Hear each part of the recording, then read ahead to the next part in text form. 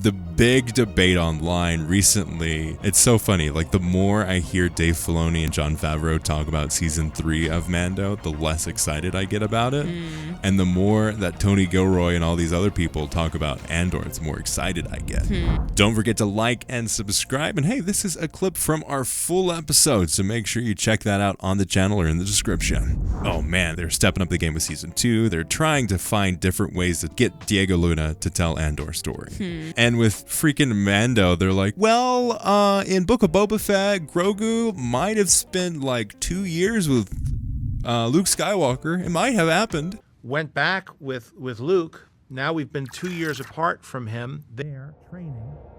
What's interesting is that as he chooses to return. So the first season of Mando starts in 9 ABY. Okay. That's the first season. And then you have the second season, and we're in the third season. And Dave Filoni is like, yeah, I think we're in like 10 ABY now. You had 2 seasons of a show, and you're on like the a third year? season, all in a year? Yeah, that's a lot. And I don't think it's a bad thing for them to be in this interview and not have all of the answers. I don't think that's the case at all. Like, obviously, you're in an interview, you don't know the questions most of the time that are going to be asked, and you're on the spot. But Tony Gilroy was like, yep, this is when we're starting. We're actually going to put BBY on the screen. He says he's not a Star Wars fan, but like, the dude knows his stuff. Yeah. Like, he's like, oh yeah, we're going to do this. We're going to talk about the Rakuten Empire. We're going to talk about this, this, and this. And we're going to put this piece here because that's interesting. And I'm not a Star Wars fan, but also like, this is set in this BBY, and we know that this is going on in this part. We're going to mention this uprising because that takes place in this BBY. And then you got Dave Filoni, Jon Favreau like,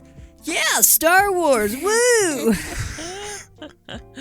I am saying there's a right way, but I'm not faulting Dave Filoni or Jon Favreau in terms of that. Like, when you're in an interview, that doesn't necessarily mean you're going to have all of the right answers. You're going to say all the right things because it's not scripted. No. And there has to be so much grace, especially for TV shows, where you're pumping out a season per whatever. So you're really only looking at this in chunks.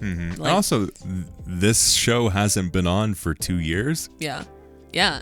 It's been a hot minute. I feel like television and, well, although I guess Andor is a TV series. That's where everything starts to get complicated. Oh, so there's the hinge. There's the problem here. You can say, oh, well, we're going to give them some movies versus grace. TV series. And then but you're it's like, not. well, Andor did it very well. The whole thing with Mando and the issues with Mando in certain situations and certain aspects of it has been exemplified due to Andor's success, well thought out story, and all of the things that make Andor so great. I don't want Mando to be as dark and gruesome and gritty as Andor is. No, it I doesn't don't need want to that. be. I want obviously there needs to be a place for different stories, but I want the level of thought and love of telling good stories in a great way that Andor has in Mando. I feel like we're seeing, this is 2 different artist pieces of work, you know? Like, It's like we have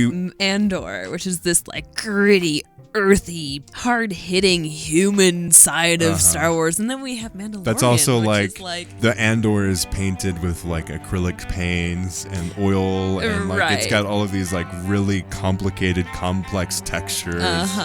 And then we have the marker piece over here, which is Mandalorian, which is fun. Very and it's creative. Yeah. It's playing around with a lot of different characters. It's like a coloring book versus like an art piece. Like, obviously there's skill in both of those things. I wouldn't go so far to say that Mandalorian is a coloring book. Okay. But I just mean in terms of like, it's a coloring book in the aspect of like, you're going to have all of your favorite characters on one page. Right. Not necessarily like it's all like you have to fill in the blanks. Kind of thing. Gotcha. Oh, okay. Yeah.